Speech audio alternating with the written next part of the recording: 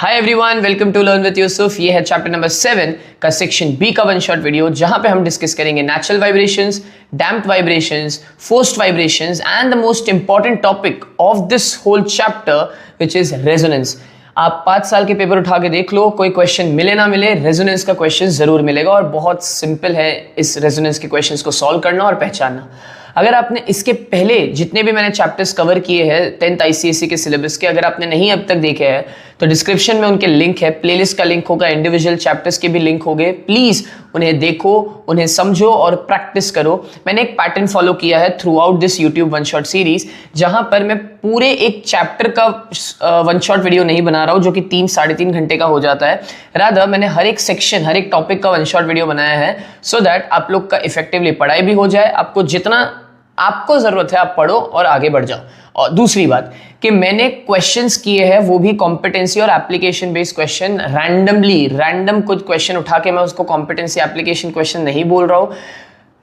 कुछ क्वेश्चंस मैंने डिजाइन किए हैं, कुछ ऑफिशियल वेबसाइट से उठाए गए हैं ICSE के, और बाकी के PYQs है। ये सारे क्वेश्चंस के अप्रोच मैंने सिखाया है, प्लीज उन्हें देखना जरूर। चलिए अब शुरू करते हैं सेक्शन बी को, जहां पर हमें सबसे पहले देखना है व्हाट आर नेचुरल वाइब्रेशंस। अब the periodic vibration of a body in the absence of any external force on it are called natural vibration. Example के तौर पर अगर मेरे पास यहाँ पर ये मेरा अपना खुद का इकलौता है ना हेयर बैंड है, अगर मैं इसे इस तरीके से करूँ, ये देखो ये क्या किया, ये वाइब्रेट किया, लेकिन जितनी जल्दी ये वाइब्रेट किया उतनी ही जल्दी रुक गया। तो डेफिनेशन का क्या कहना है? उसका ये कहना है कि जब आप किसी ऑब्जेक्ट को एक्सटर्नली कुछ फोर्स लगाते हो, राइट, एक्सटर्नली कुछ फोर्स लगाते हो और जैसे ही वो वाइब्रेट करना शुरू करता है वो अपने नेचुरल वाइब्रेशन या फिर मैं बोलूं नेचुरल फ्रीक्वेंसी से वाइब्रेट करना शुरू करेगा। अब यहां पे क्लियरली एक चीज मेंशन की गई है, उन्होंने बोला है कि in absence of any external force, लेकिन हमें तो मालूम है एक्सटर्नल फोर्स तो होते ही होते हैं, फ्रिक्शन हो गया, ग्रेविटी हो गया, ये एक्सटर्नल फोर्स की वजह से ये जो हेयर बैंड है ये कंटिन्यूअसली वाइब्रेट नहीं किया। एग्जाम्पल बताता हूं, मान लो अगर यही सेम चीज अगर मैं वैक्यूम में लेकर जाता और तब अगर मैं इसे करता तो ये कंटिन्यूअसली इस तरीके से जिंदगी भर वाइब्रेट करते रहता। वाई? बिकॉज वैक्यूम में कोई एक्सटर्नल फोर्स नहीं है। क्या ये चीज समझी तुम्हें? Yes sir. तो चलो, जब भी कोई ऑब्जेक्ट अपनी नेचुरल वाइब्रेशन या फिर नेचुरल फ्रीक्वेंसी से वाइब्रेट करता है in absence of external force, उसी को हम नेचुरल फ्रीक्वेंसी बोलते हैं। रियलिस्टिकली क्या हमारे आसपास धरती पे, अर्थ पर क्या नेचुरल वाइब्रेशंस पॉसिबल है देखना? मैं बोल रहा हूं नहीं, बहुत हद तक नहीं है, क्योंकि आसपास एयर फ्रिक्शन होता ही है जिसकी वजह से वो नेचुरल वाइब्रेशंस कम होते होते होते डैम्प्ड वाइब्रेशन में कन्वर्ट हो जाता है, जो कि हम आगे पढ़ने वाले हैं। तो समझ नेचुरल वाइब्रेशन? कोई भी ऑब्जेक्ट जब अपने नेचुरल फ्रीक्वेंसी पे वाइब्रेट करना शुरू करता है, वो अलग बात है वो ज्यादा समय तक नहीं कर पाता वो वाइब्रेट, लेकिन जब भी वो अपने नेचुरल फ्रीक्वेंसी पे वाइब्रेट करता है उसी को हम बोलते हैं नेचुरल फ्रीक्वेंसी या नेचुरल वाइब्रेशन। अब बोला है the period of frequency of vibration depends on 2 things, the shape and the size of the body. It depends on 2 things, the shape and the size of the body. ये कैसे depend करता है ये आगे जब हम एग्जांपल्स देंगे उससे जरूर समझेगा। फिर natural vibrations are only possible in vacuum. ये देखो यहाँ पे मैंने लिख दिया तुम लोग के लिए, ठीक है। चलिए आप एग्जांपल समझते हैं। ये जितने भी मैं एग्जांपल्स ले रहा हूँ इन सभी पे कभी ना कभी क्वेश्चन बने हैं और बनते रहेंगे, तो याद रखना क्या क्या चीजें आपको ध्यान रखनी है। पहला, सिंपल पेंडुलम का फॉर्मूला है F = 1/2π√g/L। इसका ये मतलब कि जो फ्रीक्वेंसी है हमारा वो सिर्फ और सिर्फ एक बात पे डिपेंड कर रहा है, वो है लेंथ पे। अब बच्चे मुझसे आगे करेंगे नहीं सर आप गलत बोल रहे हो, वो तो जी पे भी डिपेंड करता है। मैं मानता हूँ जी पे डिपेंड करता है, लेकिन जिस रेंज में हम रहते हैं अर्थ के, उस रेंज में ज्यादा जी के वैल्यू में वेरिएशन नहीं आता। इसका ये मतलब कि फ्रीक्वेंसी सीधा सीधा किस पे डिपेंड कर रहा है? लेंथ ऑफ द पेंडुलम पे, लेंथ ऑफ द पेंडुलम पे, बराबर है। ये हमने 9th स्टैंडर्ड में भी बहुत अच्छे से पढ़ा हुआ है कि अगर लेंथ 1 मीटर हो किसी पेंडुलम का तो उसका जो फ्रीक्वेंसी होगा वो 0.5 हर्ट्ज होगा। इसका ये मतलब कि अगर मैं लेंथ को आधा कर दूं, सोचो ध्यान से सोचो, अगर मैं लेंथ को आधा कर दूं तो फ्रीक्वेंसी ऑब्वियसली बात है क्या हो जाएगा? बढ़ जाएगा। आई रिपीट, अगर मैं लेंथ को क्या कर दूं? आधा कर दूं तो फ्रीक्वेंसी ऑब्वियसली बात है क्या हो जाएगा? बढ़ जाएगा। That's it। अब आता है load suspended on a spring. सबने स्प्रिंग देखी है? स्प्रिंग के ऊपर जैसे आप मास लटकाते हो किस तरीके से आगे ऊपर नीचे क्या करता है? वाइब्रेट करता है। तो अब उसके लिए स्प्रिंग के लिए फ्रीक्वेंसी क्या बात पे डिपेंड करता है? तो वो 2 बात पे डिपेंड करता है। एक उसके मास पे डिपेंड करेगा इनवर्सली, और दूसरा डिपेंड करेगा उसके स्प्रिंग कांस्टेंट पे। That's it। ये सारी चीजें इतनी याद रखो। इसको क्वेश्चन में अप्लाई कैसे करना है, वीडियो में बने रहो, वो जिम्मेदारी मेरी। अगर तुम पहली बार आए हो इस वीडियो पे तो मैं तुम्हें शेयर या सब्सक्राइब करने नहीं बोल रहा हूँ, तुम इस वीडियो पे चिटके रहो, तुम्हें चीज़ें समझेंगी। और जो इससे पहले कंटिन्यूसली मुझसे पढ़ रहे हैं उन्हें मालूम है कि मेरा पढ़ाने का तरीका क्या है। I focus more on the approach rather than the concepts. आपको कॉन्सेप्ट्स तो भाई सभी को मालूम है यार, बेसिक कॉन्सेप्ट्स है, बस आपको अप्रोच कैसे करना है क्वेश्चन को वो मैं सिखाऊंगा, तो प्लीज़ बने रहो। Load suspended on the spring का क्या मतलब कि फ्रीक्वेंसी जब भी किसी स्प्रिंग के ऊपर एक मास लटका हुआ रहेगा और वो वाइब्रेट करेगा, वो दो बात पे डिपेंड करेगा उसका फ्रीक्वेंसी, एक उसके स्प्रिंग कांस्टेंट पे और दूसरे उसके मास पे। फिर ये सबसे इंपॉर्टेंट चीज़ है, air column in a fluid, इसका क्या मतलब तो समझो। फिलहाल यहाँ पे है नहीं, ये रहा, मिल गया। अब क्या मतलब एयर कॉलम का, तो सुनो ध्यान से। यहाँ पे तुम्हें दिख रहा होगा इसका, एक सेकंड रुको, कपड़ा उतार ले, कहाँ से उतरेगा बे।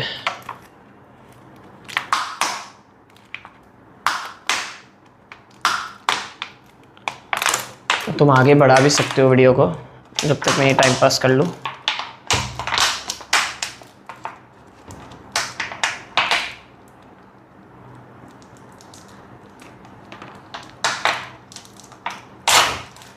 हो गया, चलो सुनो मेरी बात ध्यान से। यहाँ पे पानी की बोतल में इतना पानी है और इतना जो स्पेस है ये है हवा, राइट।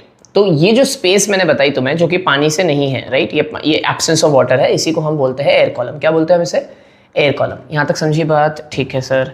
अब देखो जो फ्रीक्वेंसी है वो एयर कॉलम की लेंथ पे इन्वर्सली डिपेंड करता है। मैं वापस से रिपीट करता हूँ, जो फ्रीक्वेंसी है वो एयर कॉलम की लेंथ पे इन्वर्सली डिपेंड करता है। इसका क्या मतलब कि अगर मान लो पानी यहाँ तक भरा हुआ होता, ठीक, यहाँ तक, इस एंड तक, तो इसका मतलब इतना सही एयर कॉलम था।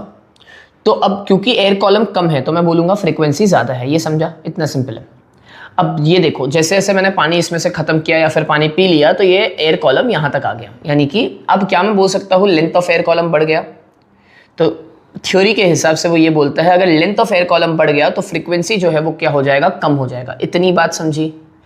अगर तुमने अब तक 7-8 मिनट का जितना भी वीडियो बना हुआ है उसमें सब भूल गए चलेगा, मेरे को ये नहीं भूलना क्या कि जब भी हम एयर कॉलम की बात करें और फ्रीक्वेंसी की बात करें, frequency length of air column पे इनवर्सली डिपेंड करता है। I repeat, frequency length of air column पे इनवर्सली डिपेंड करता है, लेंथ ऑफ वाटर कॉलम नहीं, लेंथ ऑफ एयर कॉलम, ठीक है।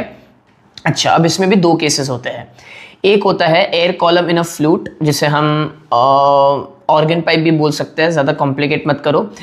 एक व्हेन आई से organ pipe open at both ends, तो सबसे बेस्ट एग्जांपल है फ्लूइड का। फ्लूइड के दोनों ही एंड्स खुले हैं और दोनों ही एंड्स पर क्या है, हवा है, राइट। तो उसको हम बोलते हैं उसको हम बोलते हैं organ pipe open at both ends, ये समझा? ठीक है। उनका जो फ्रीक्वेंसी का रेशियो होता है हमेशा वो 1:2:3 होता है। अब ये क्या होता है रेशियो, ये भी मैं तुम्हें क्वेश्चंस के थ्रू ही समझा पाऊंगा ज़्यादा बेटर, ठीक है। नेक्स्ट होता है for organ pipe open at one and, जैसे कि ये बेस्ट एग्जाम्पल है। This is a pipe, organ pipe which is open at one and, यानी कि यहाँ पे हवा है और यहाँ पे क्लोज है, बराबर, ओपन एट वन एंड। तो जो ओपन है वो हवा से है भरा हुआ और जो क्लोज है वो यहाँ पे ये वाला सेक्शन है। क्लियर हुआ? ठीक है। इनकी जो फ्रीक्वेंसी का रेशियो होता है वो होता है 1:3:5। क्या बोला मैंने, क्या होता है? 1:3:5। सर ये क्या है 1:3:5? मैं वापस से बोल रहा हूँ, रेजोनेंस जब पढ़ाऊंगा उसमें बहुत अच्छे से क्लियर हो जाएगा, डू नॉट वरी। ये याद रखेंगे, सब भूल जाओ, ये याद रखो। Frequency of the vibration is inversely dependent on the length of the air column.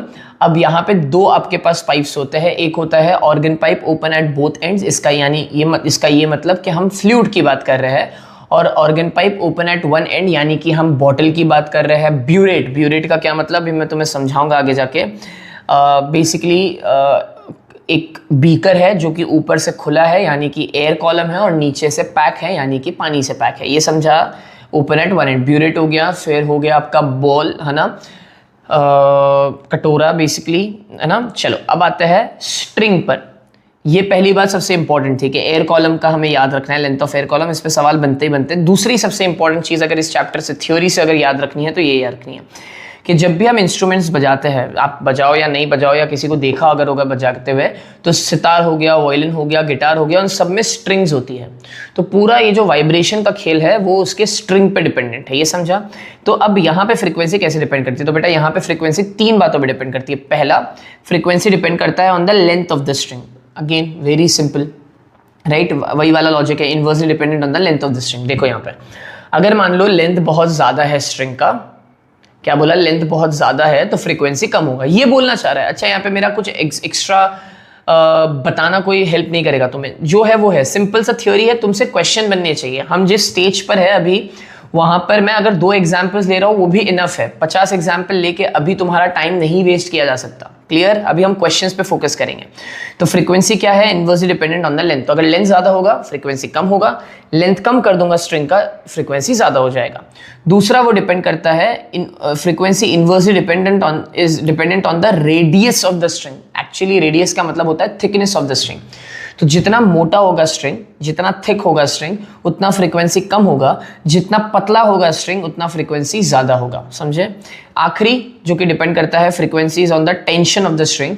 जितना ज्यादा टेंशन होगा स्ट्रिंग में उतना ज्यादा क्या बोलते हैं फ्रीक्वेंसी होगा। अब जैसे यहाँ पे टेंशन कम है इस चार्जर के केबल में, राइट? तो अगर मैं इसको एक एंड से दूसरे एंड पे लगाऊं और अगर इसकी फ्रीक्वेंसी बनाना चाहो, आई मीन वेव्स बनाना चाहो, तो नहीं बनेगी। लेकिन अगर मैं टेंशन कर दूं, और नोटिस करो, ये देखा कि टेंशन अगर मैंने बढ़ा दी और तब अगर मैंने इसको वाइब्रेट करना कोशिश किया तो ये वाइब्रेट ज्यादा हुआ। तो वाइब्रेशन या मैं बोलूं फ्रीक्वेंसी ज्यादा कब मिलेगा तुम्हें?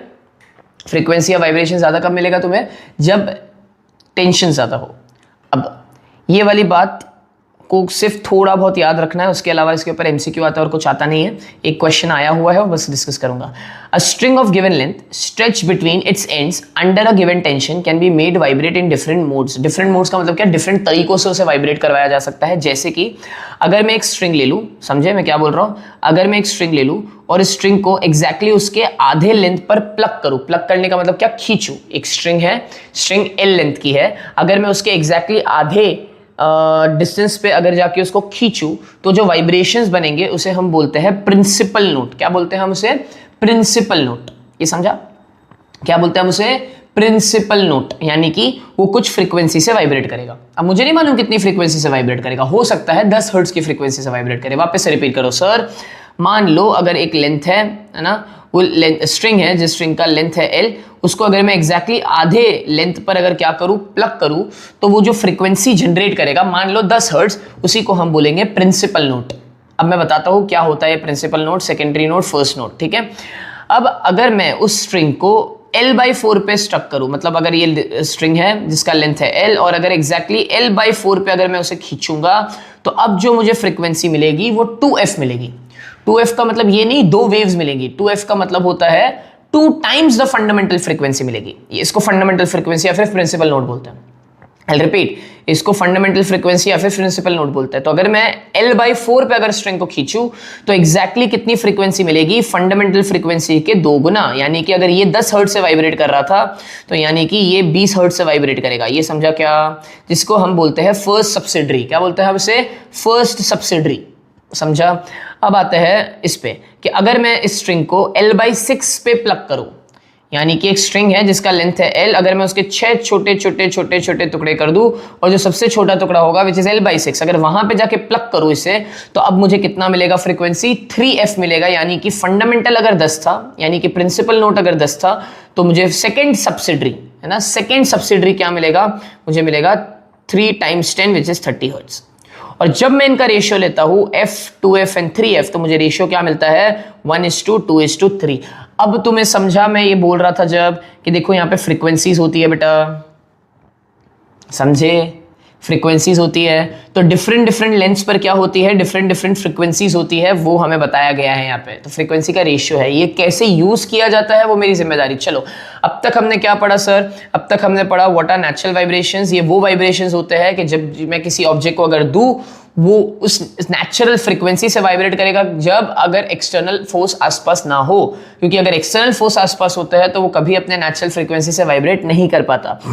अब जो तुम्हारा फ्रीक्वेंसी है वो दो बात पे डिपेंड कर एक ही बात पे डिपेंड कर दो बात पे डिपेंड कर रहा है। पहला, it depends on the shape, and second, it depends on the size of the body. कैसे, ये अभी आप लोगों को क्लियर तो हो रहा है, लेंथ है ना, radius, thickness, shape and size पे तो डिपेंड कर रहा है फ्रीक्वेंसी। अब दूसरा है कि ये जो नेचुरल वाइब्रेशंस है ये they are only possible in vacuum. अब कुछ एग्जांपल्स देते हैं क्विक। सिंपल पेंडुलम में फ्रीक्वेंसी किस पे डिपेंड कर रहा है? Inversely on the length.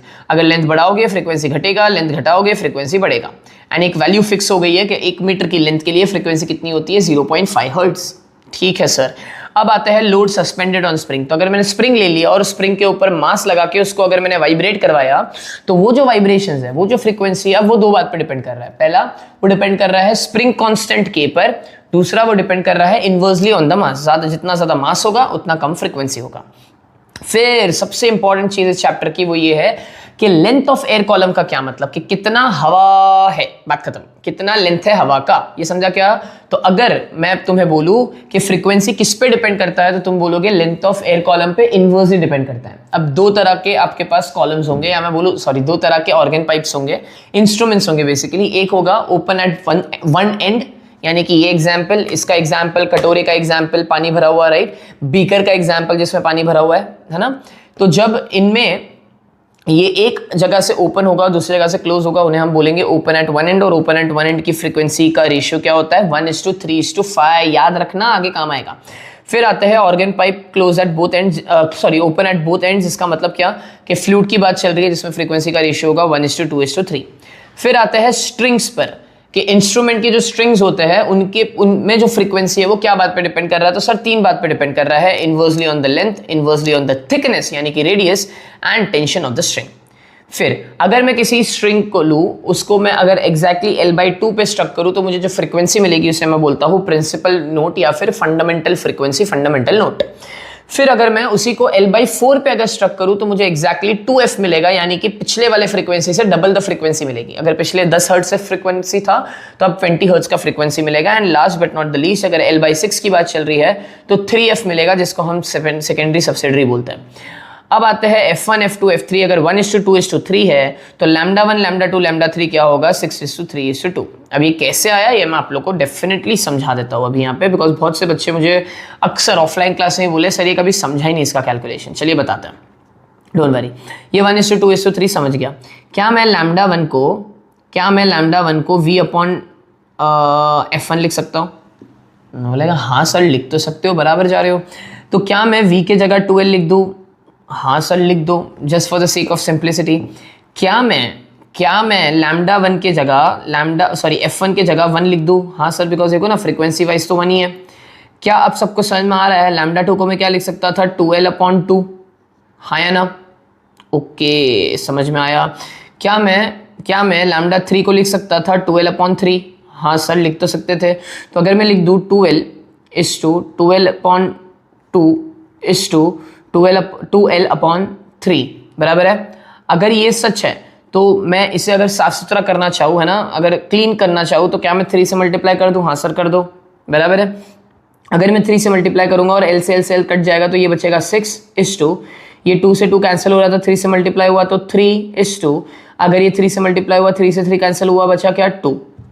समझे? तो अगर फ्रीक्वेंसी है ना स्ट्रिंग्स की 1:2:3 है तो इसका क्या है? वेवलेंथ क्या है? 6:3:2। ओके, अब आता है दूसरे सबसे इंपॉर्टेंट चीज पे, जिसे हम बोलते हैं डैम्प्ड वाइब्रेशन। ऑलरेडी समझा चुका हूं डैम्प्ड वाइब्रेशन क्या है। कि अगर किसी ऑब्जेक्ट को तुमने वाइब्रेट करवाया है और अगर अपनी वो नेचुरल फ्रीक्वेंसी से वाइब्रेट करना शुरू किया है because of the external forces, right, because of external forces में कौन आया? एक आया रिस्टोरिंग फोर्स, जो उसका खुद का रिस्टोर करने का फोर्स है कि भाई जब भी तुम किसी स्प्रिंग को अगर खींचते हो तो वापस से रिस्टोर होना चाह रहा है। तो एक हो गया रिस्टोरिंग फोर्स, एक हो गया आसपास का फ्रिक्शनल फोर्स, राइट, बराबर है। तो जब ये फोर्सेस किसी नेचुरल फ्रीक्वेंसी के ऊपर एक्ट करते हैं तो वो उन्हें क्या कर देते हैं? कम कर देते हैं, उनका एम्पलीट्यूड कम कर देते हैं। मतलब सर समझा नहीं, ये देखो, ये the periodic vibration of a body of decreasing amplitude in presence of resistive force are called damped vibration.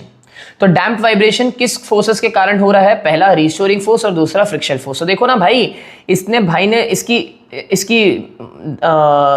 क्या थी मन्नत, क्या थी कि ये एक जैसे एम्पलीट्यूड के साथ क्या करे? वाइब्रेट करे, यानी कि फ्रीक्वेंसी कम, एक जैसी फ्रीक्वेंसी के साथ क्या करे, वाइब्रेट करे, यानी कि एम्पलीट्यूड वैसा का वैसा रहे।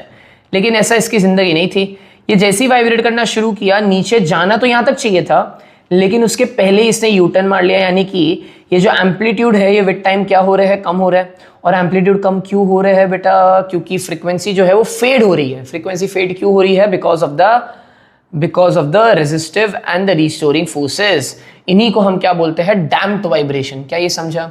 तो जितनी भी चीजें तुम्हारे आसपास है, जब भी तुम उसे प्लग करोगे और प्लग करने के बाद जैसे ही वो वाइब्रेट करना शुरू करेंगे, वाइब्रेशन करने पर, है ना, वाइब्रेशन करने पर वो अपने एम्पलीट्यूड को क्या करेंगे, कम करते चले जाएंगे। जैसे ही वो अपने एम्पलीट्यूड को कम करते चले जाएंगे, मतलब वो वाइब्रेट करना बंद कर जाएंगे, और इसी को हम क्या बोलते हैं, डैम्प्ड वाइब्रेशन बोलते हैं। अब दैट्स इट, इतना ही था डैम्प्ड वाइब्रेशन में। ये ग्राफ जरूर याद रखना, अक्सर ये क्वेश्चन आ जाता है, पूछता है what is this graph representing, आप क्या बोलोगे, this graph is representing damped vibration या फिर डैम्प्ड फ्रीक्वेंसी। ये समझा?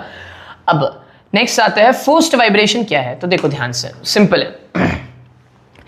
ये मैंने ऑब्जेक्ट को एक बार एक्सटर्नल फोर्स दिया, ये अपने नेचुरल फ्रीक्वेंसी से वाइब्रेट करना शुरू किया, लेकिन तुरंत डैम्प्ड वाइब्रेशन में कन्वर्ट हो गया। समझा? वापस से, ये नेचुरल फ्रीक्वेंसी से वाइब्रेट करना शुरू किया, लेकिन तुरंत डैम्प्ड वाइब्रेशन में कन्वर्ट हो गया। क्यों? क्योंकि नेचुरल फ्रीक्वेंसी से वाइब्रेट करना तो चाहता था, लेकिन आसपास के रेजिस्टिव फोर्स यानी कि फ्रिक्शन फोर्स ने और इसके खुद के रिस्टोरिंग फोर्स ने इसको क्या किया, डैम्प कर दिया, है ना, डम कर दिया, ऐसा बोलो, डैम्प कर दिया। यानी कि एम्पलीट्यूड क्या हो गया, पहले एम्पलीट्यूड क्या था, ज्यादा था, अब धीरे धीरे धीरे करके एम्पलीट्यूड क्या हो गया, कम हो गया। तो जैसे ही एम्पलीट्यूड कम हुआ, बराबर, जैसे ही एम्पलीट्यूड कम हुआ, इसको हम क्या बोले, डैम्प वाइब्रेशन बोले। तो अब मैं नहीं चाहता हूं ये डैम्प वाइब्रेशन में कन्वर्ट हो। सुनना ध्यान से, ये क्या है, इसका नेचुरल फ्रीक्वेंसी, ये किस में कन्वर्ट हो गया, डैम्प फ्रीक्वेंसी या डैम्प वाइब्रेशन। मैं वाइब्रेशन फ्रीक्वेंसी वर्ड इंटरचेंज करके यूज करूंगा, कंफ्यूज मत होना। लेकिन मैं क्या बोल रहा हूं, एक बार जैसे ही मैंने इसको नेचुरल फ्रीक्वेंसी दिया, मैं चाहता हूं कि कंटिन्यूसली ये वाइब्रेट करता रहे। तो अगर मुझे कंटिन्यूसली इसे वाइब्रेट करना है, तो मुझे इसे बाहर से क्या देना पड़ेगा, फोर्स्ड वाइब्रेशन। नोटिस कर रहे हो कि नहीं कर रहे हो? अभी देखो कंटिन्यूसली वाइब्रेट कर रहा है, क्यों?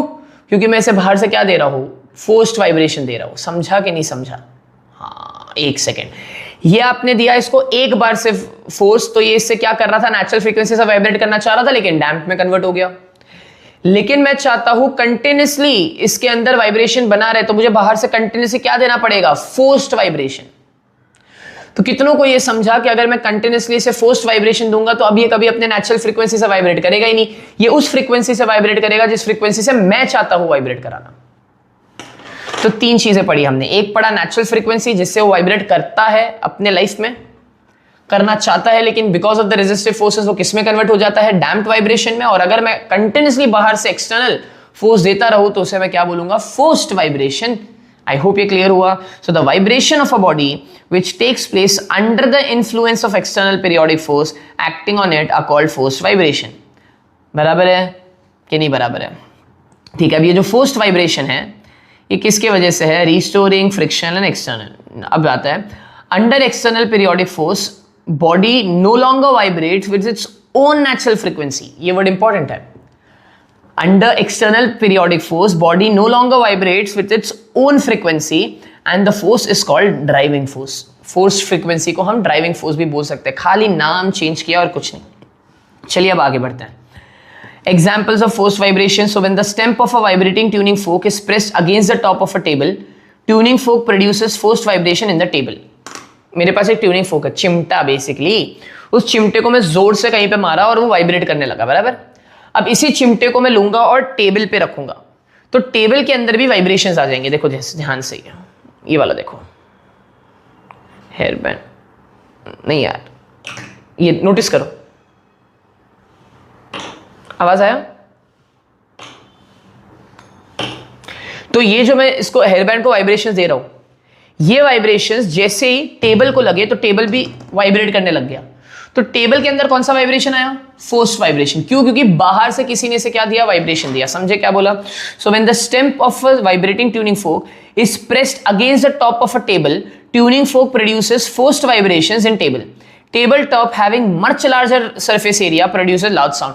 अब ये much larger surface area produces loud sound आपको सेक्शन सी में समझेगा, जहां पे हम डिस्कस करते हैं साउंड लाउडनेस क्या बातों पे डिपेंड करता है। तो उनमें से एक बात है सरफेस एरिया पर। अभी के लिए खाली इतना याद रखो, लार्ज सरफेस एरिया जब भी होगा लार्ज साउंड प्रोड्यूस होगा, ठीक है। नेक्स्ट बोला है, strings are made to vibrate by plucking which produces forced vibration in air of sound box, large surface area produces large sound. Basically जब भी आप गिटार वगैरह भी जब बजाते हो तो उसको ना एक साउंड बॉक्स के साथ कनेक्ट किया जाता है। साउंड बॉक्स का मतलब क्या है? एक डब्बा जिसमें है ना एक होल है, जैसे वो वाइब्रेशन उस डब्बे में जाता है, बिकॉज उस डब्बे का सरफेस एरिया ज्यादा है, उससे क्या होता है वो ज्यादा आवाज देता है। इट इज, अब यहाँ पे देखो प्लग तुम यहाँ कर रहे हो है ना, वाइब्रेशन यहाँ प्रोड्यूस कर रहे हो, लेकिन वाइब्रेशन पहुंच कहाँ रहा है? उस साउंड बॉक्स में। इसका मतलब वो साउंड बॉक्स में क्या आ गया? फोर्स्ड वाइब्रेशन आ गया। समझे? चलिए अब सबसे इंपॉर्टेंट चीज, अगर अब तक आप बने वो वीडियो में, you are a serious learner, you are not someone who switches, you are someone who sticks. Because ये चीज याद रखना, मैं स्टार्ट से बोलते हुए जा रहा हूँ, मुझे नहीं मालूम ये कौन सा नंबर ऑफ वीडियो बन रहा है, बिकॉज मैंने सेक्शन वाइज वीडियो बनाया है। Sticking is more important than switching. Very important, very very very very important. I am 26 right now, मुझे बहुत टाइम लग गया ये चीज सीखने के लिए। I am learning every day and I am forcing myself to build this habit that sticking is more important than switching. हम जिस एरा में है ना अभी, इतना आसान है, इतना इतना इतना आसान है स्विच करना जिसका हिसाब नहीं। Do you understand what do I mean by switch? Switch मतलब डिस्ट्रैक्ट होना। Imagine I am working on something, है ना, एक दिन दो दिन, मैं और ये मैं हकीकत बता रहा हूं, एक दिन दो दिन तीन दिन चार दिन 5 दिन नहीं होते एंड हम कुछ और चीज स्टार्ट कर देते हैं। एक दिन दो दिन तीन दिन चार दिन 5 दिन नहीं करते, हम कुछ और चीज स्टार्ट कर देते हैं। We are switching so fast and तुम्हें मालूम है ये आदत कहाँ आई है ना? People would say that every जो आज की दुनिया में खराब हो रहा है वो सोशल मीडिया की वजह से हो रहा है। The point is not social media, the point is the information age we are living इन।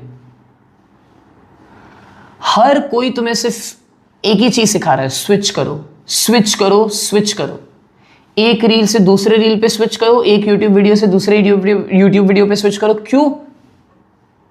क्योंकि तुम्हें लगता है इन्होंने तुम्हें कुछ मैजिक बता देना है, तुम्हें लगता है इन्होंने कुछ मैजिक बता देना है, तुम्हें लगता है इन्होंने कुछ मैजिक बता देना है। एंड ये मैं स्टूडेंट्स को नहीं बोल रहा हूं, ये मैं सबके लिए बोल रहा हूं।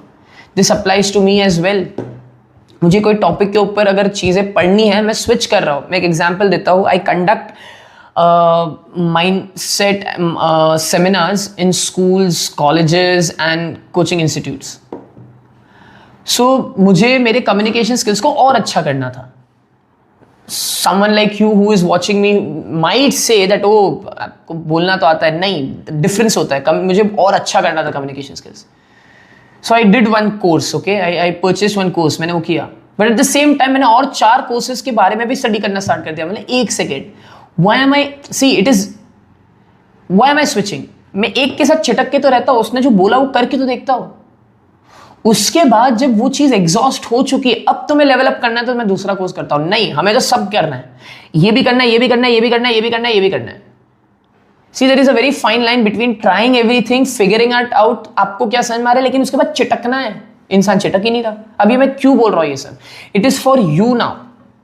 YouTube पे इतने लोग हैं आपको पढ़ाने के लिए, इतने लोग हैं आपको वैल्यू ऐड करने के लिए। अब आपके ऊपर आप डिसाइड करोगे आपको किसके साथ चिटक के रहना है। I have never told you in through out this video series कि आप मुझसे ही पढ़ो। मैंने क्लियरली ये बोला है, आपको मेरा समझ में आता है तो चिटको, नहीं आता है तो फटाफट किसी और के पास जाओ और उसके साथ चिटक जाओ। नॉट इन लिटरल टर्म्स, लेकिन चिटको। क्यों? क्योंकि तो ही तो रिजल्ट्स मिलेंगे। It is so easy to switch. इसका थंबनेल देखा, ओ वाओ, इससे समझ में आ जाएगा, ओ वाओ, इससे समझ में आ जाएगा। नहीं, trust me, everyone on YouTube, like people like me और people not like me, is trying to help you in the most efficient manner. सब लोग आपका अच्छा चाह रहे हैं, सब लोग अच्छे से पढ़ा रहे हैं।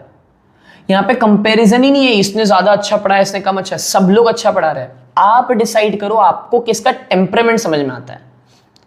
किसी को सिर्फ थ्योरी से मतलब होता है, थ्योरी लेक्चर सुनो लेकिन चिटक के रहो, फिर जो फिर बोल रहा है बोर्ड्स तक करते रहो। I hope this gets into your head. चलो अब आगे पढ़ते हैं, वो है रेजोनेंस। सिंपल भाषा में बोलूं, रेजोनेंस का मतलब होता है वाइब मैच होना। आई रिपीट, रेजोनेंस का मतलब होता है वाइब मैच होना। और जब वाइब मैच होता है तो जबरदस्त आवाज आती है। एक सेकेंड सर, क्या बोल रहे हो? मैं इसको आगे एक एग्जाम्पल से रिलेट करूंगा, अभी पहले आप सुनो। Resonance is a special case resonance is a special case of forced vibration when the frequency of the externally applied periodic force on a body is equal to its natural frequency and the body starts vibrating with increased amplitude. This is resonance. Vibration of large amplitude are called resonant bodies. Imagine मैं अगर ये पढ़ के आगे बढ़ गया होता तो क्या ही हो गया होता. सुनो ध्यान से. रेजोनेंस का मतलब क्या है.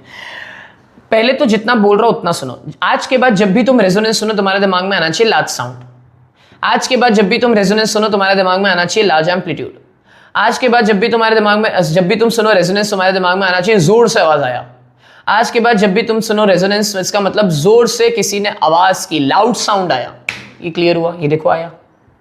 तो आज के बाद जब भी तुम रेजोनेंस सुनो दिमाग में क्या आना चाहिए? लाउड साउंड, आवाज जोर से आई, large amplitude, large loudness sound है ना. लार्ज ये वर्ड इंपॉर्टेंट है. तुम्हें लग रहा होगा why am I doing this weird things, but यही इंपॉर्टेंट है. और कुछ मत देखो, 4 मार्क का क्वेश्चन तुम्हारा इसी लॉजिक से हो जाएगा कि आज के बाद जब भी तुम लाउड साउंड सुनो, उल्टा आप समझो, जब भी तुम लाउड साउंड देखो क्वेश्चन पेपर में, large amplitude, it starts vibrating with a large amplitude, it starts vibrating with large loudness, तुम्हारे दिमाग में क्या वर्ड आना चाहिए? रेजोनेंस. अब क्या है रेजोनेंस वो समझा देते हैं. रेजोनेंस का मतलब होता है वाइब मैच होना. रेजोनेंस का मतलब होता है वाइब मैच होना. अब एग्जांपल देता हूं. एक मेरे कॉलेज की बात करता है, ज़्यादा टाइम लगेगा नहीं. तो मैं और मेरा जो दोस्त है, हिज नेम इज़ सफ़ान. सो मैं जब कॉलेज मैंने ज्वाइन किया था वो 1 महीने बाद ज्वाइन किया था उसने, बिकॉज उसके सब कॉलेजेस स्विच वगैरह हो रहे थे एंड प्रॉब्लम हो गया था रिजल्ट्स वगैरह में, तो उसने लेट ज्वाइन किया था. जब उसने ज्वाइन किया, जब तक उसने ज्वाइन नहीं किया था मैं अकेला बैठा हुआ. I was not trying to interact with lot of people. थे लोग लेकिन मैं बात नहीं कर रहा था. मतलब ठीक है यार, है कॉलेज चल रहा है. लेकिन जैसे ही वो आया है ना, I still remember the date 29 August 2017, yes if I am not wrong. So जैसे ही कॉलेज के अंदर एंटर किया और जैसे ही, और वो दिन की बात है, मैं आवाज करने लग गया. बस क्लास में चिल्ला रहा हूँ, मेरी मस्ती शुरू हो गई है. क्या हो गया? वाइब मैच हो गया. अब ये हुआ क्या? हुआ क्या बताओ मेरे को, हुआ क्या? यहाँ पे सुनो ध्यान से. हर एक इंसान की एक नेचुरल फ्रीक्वेंसी होती है, नेचुरल एनर्जी होती है, नेचुरल वाइब्रेशन होता है जिसपे वो ऑपरेट करता है. बराबर? तुम्हें नहीं मालूम मेरी natural frequency, natural vibration, natural vibe क्या है. मेरे दोस्त को पता था, है ना, सफ़ान को पता था. अब हुआ क्या? मैं हूं, मेरे पूरे क्लास में किसी से वाइब मैच नहीं हो रही है, बिकॉज लोग मुझे जानते ही नहीं है. बराबर कि मुझे क्या समझ में आता है, क्या पसंद नहीं आता, क्या पसंद है, क्या मेरे इंटर वगैरह वगैरह वगैरह. जैसे ही वो एंटर किया, मुझे मालूम है इसके भी वही इंटरेस्ट है, ये भी वैसे ही है ना हरकतें करता है, मैं भी वैसे ही हरकतें करता हूं. जैसी, अब सुनना, सब treat my friend like forced vibration. Forced vibration का मतलब क्या? उसका खुद का भी कुछ ना कुछ वाइब्रेशन है. इसको कंफ्यूज मत करो, तुम उसके पर्सपेक्टिव से देखो. जैसे ही उसकी फ्रीक्वेंसी यानी कि उसका वाइब मेरे वाइब से मैच हुआ, यानी कि उसके फोर्स फ्रीक्वेंसी मेरे नेचुरल फ्रीक्वेंसी से मैच हुआ, हम दोनों आवाज करने लग गए. पूरा क्लास अब हैरान होने लग गया कि ये दो कौन है ना बच्चे आ गए. अब तक ये तो ये बिल्कुल कुछ बोल नहीं रहा था, यानी कि मैं अभी इतना क्यों बोल रहा है, इतना आवाज क्यों कर रहा है. हर लेक्चर में फिर मेरा बाहर निकलना हो जाता था, इतना वाइब मैच हो रहा है और मैं झूठ नहीं बोल रहा. टीचर आती थी, है ना, अब मैं डेफिनेटली टीचर्स के नाम नहीं लूंगा, लेकिन टीचर्स आती थी, जैसे ही उन्होंने देखा कि यार ठीक है खत्म, मेरे को लेक्चर पढ़ाना, इन दोनों को बाहर निकालो, बाहर निकाल दिया. ये क्या बात हो गई? ठीक है. तो इससे मैं क्या समझा? इससे मैं ये समझा कि जब फोर्स फ्रीक्वेंसी किसी ऑब्जेक्ट की किसी दूसरे ऑब्जेक्ट के नेचुरल फ्रीक्वेंसी से मैच कर जाए, यानी कि अगर इसका फोर्स फ्रीक्वेंसी 250 हर्ट्ज है, समझो मैं क्या बोल रहा हूं, अगर इसका फोर्स फ्रीक्वेंसी 250 हर्ट्ज है और इसका नेचुरल फ्रीक्वेंसी भी 250 हर्ट्ज है, जैसे ये दोनों मैच करेंगे एक लाउड साउंड आएगा जिसको हम बोलते हैं एम्पलीट्यूड, और उसी को हम बोलते हैं रेजोनेंस. वाइब मैच हो गया. और बेटा इसको कंफ्यूज मत करो, जब मैं बोलता हूं ना फोर्स फ्रीक्वेंसी, इसका ये मतलब नहीं है कि वो, अरे वो उसका खुद का नेचुरल फ्रीक्वेंसी है यार. राइट? यहां तक क्लियर हुआ? ठीक है.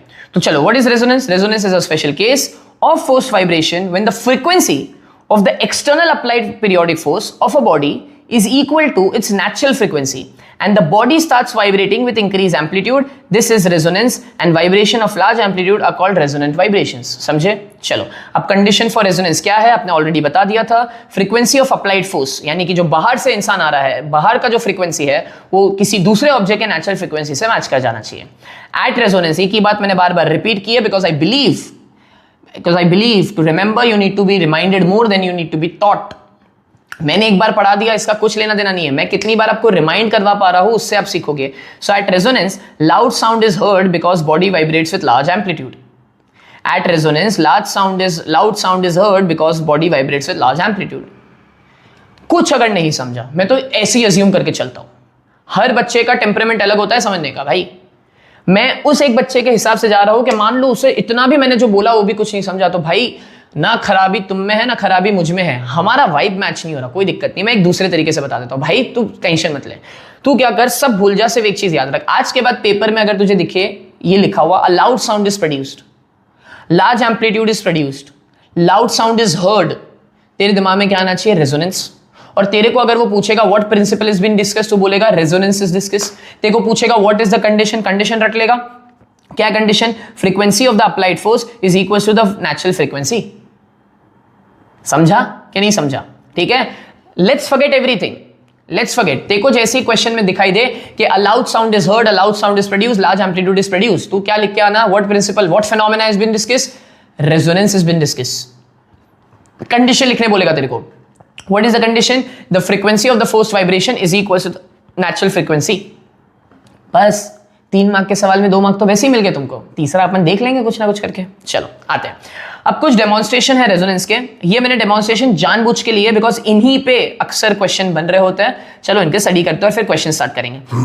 अब रेजोनेंस विद ट्यूनिंग फोक, क्या बोला, रेजोनेंस विद ट्यूनिंग फोक। तो सुनो, अब अगर मैं इस वाले साउंड बॉक्स की बात करूं, या मैं बोलूं ये नीचे साउंड बॉक्स है बेटा, बराबर, बिकॉज यहां से साउंड वाइब्रेट ट्रैवल करेगा, और ये है ट्यूनिंग फोक। अब इस ट्यूनिंग फोक की कुछ नेचुरल फ्रीक्वेंसी है, मानते हो, या चलो इनको मैंने नेचुरल फ्रीक्वेंसी नहीं बोल के फोर्स फ्रीक्वेंसी बोलते थे। इस ट्यूनिंग फोक ए की कोई फोर्स फ्रीक्वेंसी है और ये साउंड बॉक्स से कनेक्ट किया है, जैसे साउंड कहां जा रहा है, दूसरे साउंड बॉक्स में जा रहा है। तो ऑब्वियस सी बात है, अगर ये साउंड दूसरे साउंड बॉक्स में जाएगा तो ये बी भी वाइब्रेट करेगा। अब सुनना मेरी बात ध्यान से, ये मस्त समझेगा तुम्हें। अगर मान लो इसकी फ्रीक्वेंसी 250 हर्ट्ज है और ये बी वाले की फ्रीक्वेंसी जो है ये 200 हर्ट्ज है, तो क्या ये रेजोनेंस दिखाएगा? नहीं। तो आप क्या ये बोलोगे कि ये वाइब्रेशन भी नहीं दिखाएगा? ना ना ना ना, ऐसा नहीं बोलना भाई, बी वाइब्रेट करेगा, मैंने ये नहीं बोला बी वाइब्रेट नहीं करेगा, बी वाइब्रेट करेगा, लेकिन वो रेजोनेंस नहीं बताएगा। क्यों? बिकॉज इसका जो फोर्स फ्रीक्वेंसी है वो 250 हर्ट्ज है, इसका नेचुरल फ्रीक्वेंसी जो है वो 200 हर्ट्ज है, यानी कि बी जो है वो फोर्स्ड वाइब्रेशन की प्रेजेंस में है। समझे कि नहीं समझे? इसने अपनी कुछ फ्रीक्वेंसी दी बाहर से, तो ये क्या दे रहा है, ये फोर्स्ड वाइब्रेशन दे रहा है इसको, तो ये भी फोर्स फ्रीक्वेंसी से ही वाइब्रेट करेगा, ये है ना, ये रेजोनेंस ही बताएगा। तुम समझो, कोई और रैंडम इंसान अगर आ रहा होता कॉलेज में और फिर मेरे को वो बोलता चल भाई वाइब मैच कर, वाइब, मैं थोड़ा बहुत वाइब मैच कर लेता, लेकिन नहीं यार मेरे को नहीं समझ में आ रहा, मैं इतनी आवाज है, मैं इतना रिस्क नहीं लेता उसके साथ मस्ती करने का, बराबर। तो लेकिन अगर यही बी का है ना, यही बी का अगर फ्रीक्वेंसी 250 हर्ट्ज होता, तो अब क्या ये जोर से आवाज करता? हाँ सर, ये लार्ज साउंड प्रोड्यूस करता, जिसको हम बोलते हैं कि क्या अचीव हो गया, रेजोनेंस अचीव हो गया, वाइब मैच हो गई सर। तो देखो ध्यान से, tuning folk A produces forced vibration in the sound box, they are transferred to sound box B. Tuning fork B starts vibrating with the same frequency of A, producing a loud sound. That means the forced frequency is equals to the natural frequency. बेटा ये इतनी सी चीज है, और ये मैं क्यों बता रहा हूं, मैं वापस से तुम्हें बोल रहा हूं, ये अगर एग्जाम्पल्स तुम्हारे दिमाग में बैठ गए ना भाई, यही 3-4 एग्जाम्पल्स के आसपास डायग्राम्स आते हैं और फिर क्वेश्चन पूछता है तुमसे, हो जाएगा फिर क्वेश्चन सॉल्व। ठीक है, चलो आगे बढ़ते हैं। नेक्स्ट क्या बोला है, very important, forced and resonant vibrations of pendulums. अब नोटिस करो, अगर तुम गौर से देखोगे, पेंडुलम ए और पेंडुलम बी का लेंथ सेम है, पेंडुलम सी और डी का लेंथ अलग अलग है। ठीक है, अब पहला क्या बोला है, देखो ध्यान से, when pendulum A is set into vibration, मतलब पहली बार मैंने पेंडुलम ए को क्या किया, वाइब्रेट करवाया, pendulum C and D remains in the state of forced vibration. Okay, A को वाइब्रेट कराने से सी और डी जो थे वो वाइब्रेट तो किए, लेकिन वो फोर्स्ड वाइब्रेशंस थे, बराबर, फोर्स्ड वाइब्रेशंस से। और while pendulum B comes in the state of resonance, pendulum B वहीं पर क्या आ गया, रेजोनेंस में आ गया। अब तुम बोलोगे सर आपको कैसे पता चला रेजोनेंस में आया? ओ एक सेकेंड, अभी आपने बताया था कि जो फ्रीक्वेंसी है पेंडुलम का वो इनवर्सली डिपेंड करता है लेंथ पे। अब जितनी बातें तुम्हें ऊपर अगर लग रही होंगी कि यार ये तो नॉनसेंस थी, ये तो काम की नहीं है, ये अब काम की है, अब तुम्हें समझेगा। तो देखो याद है मैंने बोला था सिंपल पेंडुलम में फ्रीक्वेंसी इनवर्सली डिपेंड करता है लेंथ पे, यानी कि अगर पेंडुलम ए और पेंडुलम सी का लेंथ सेम है यानी कि उनका फ्रीक्वेंसी सेम है, और अगर उनका फ्रीक्वेंसी सेम है तो जो ए जिस फ्रीक्वेंसी से वाइब्रेट कर रहा होगा उसी फ्रीक्वेंसी से बी भी वाइब्रेट करना चाहेगा और दोनों का वाइब मैच होने की वजह से दोनों लाउड साउंड प्रोड्यूस करेंगे। क्या ये बात समझी कि नहीं समझी? अच्छा, इसी के ऊपर ना मैंने एक एक्सपेरिमेंट किया है, बराबर, इसी के ऊपर मैंने एक एक्सपेरिमेंट किया है। वो आप मेरे चैनल पे जाओगे और वहां पे लिखा होगा व्हाट इज रेजोनेंस, थंबनेल के ऊपर लिखा होगा व्हाट इज रेजोनेंस, वो प्लीज देखना। ये रिक्रिएट करने की मैंने कोशिश की है। मैं अगर मेरे को याद रह गया तो मैं डिस्क्रिप्शन में भी उसका लिंक डाल दूंगा, तो आप ये देखना, रेजोनेंस आपको समझ में आ जाएगा। कैसे मैंने एक पेंडुलम को अगर मूव किया तो दूसरा पेंडुलम, बाकी के पेंडुलम्स तो मूव नहीं कर रहे थे, लेकिन जिसका लेंथ बराबर था वो एग्जैक्टली उसके साथ ही वाइब्रेट कर रहा था। अगर आप मेरा वीडियो नहीं चेकआउट करना चाह रहे हो, बहुत से बच्चे अनुभव सर को जानते हैं, थ्योरी ऑफ फिजिक्स उनके चैनल का नाम है, he is associated with an academy right now. He is a wonderful guy, inspiration से भरे हुए इंसान है वो, बहुत अच्छा पढ़ाते हैं। उनके चैनल पे भी जाके रेजोनेंस खाली टाइप कर देना, उन्होंने ऐसे ही समझाया है ना, वाइब, वो उन्होंने भी यही तरीके से समझाया, वाइब मैच हो रही है वाला, बहुत अच्छे से क्लियर हुआ है, देखना जाके वहां पे, ठीक है। चलो नेक्स्ट बोला है, ये तो हमें क्लियर हो गया। अब आते हैं रेजोनेंस इन एयर कॉलम। तो समझो वापस से, मान लो, अब यहाँ पे एक चीज समझानी है मेरे को, बहुत इंपॉर्टेंट है। मान लो कि इस ट्यूनिंग फोक का फ्रीक्वेंसी है 250 हर्ट्ज, ठीक बेटा, ट्यूनिंग फोक का फ्रीक्वेंसी कितना है 250 हर्ट्ज, और ये रहा तुम्हारा बीकर जो कि ओपन एट वन एंड है। क्या बोलते हैं बच्चे? ओपन एट वन एंड है, यानी कि यहाँ पे इतना पार्ट क्या है, एयर कॉलम का पार्ट है, और यहाँ पे नॉब है। तो जैसे मैं नॉब को ऑन करूंगा तो यहाँ से पानी सरकेगा और पानी इस वाले बीकर में चढ़ना शुरू हो जाएगा। हमें इस वाले बीकर से कुछ लेना देना नहीं है, ये वाले बीकर में पानी चढ़ता चला जाएगा और यहाँ पे पानी उतरता चला जाएगा। यानी कि जो लेंथ ऑफ एयर कॉलम है वो मैं क्या कर सकता हूँ, वेरी कर सकता हूँ। क्या कर सकता हूँ? वेरी। मान लो यहाँ से मैंने नॉब बंद कर दिया और यहाँ का नॉब शुरू कर दिया, तो अब यहाँ से यहाँ पानी जाएगा, मतलब मैं पानी का लेवल फ्लक्चुएट करूंगा तो एयर कॉलम का भी लेवल फ्लक्चुएट हो जाएगा। चलो समझते हैं हो क्या रहा है, इंपॉर्टेंट।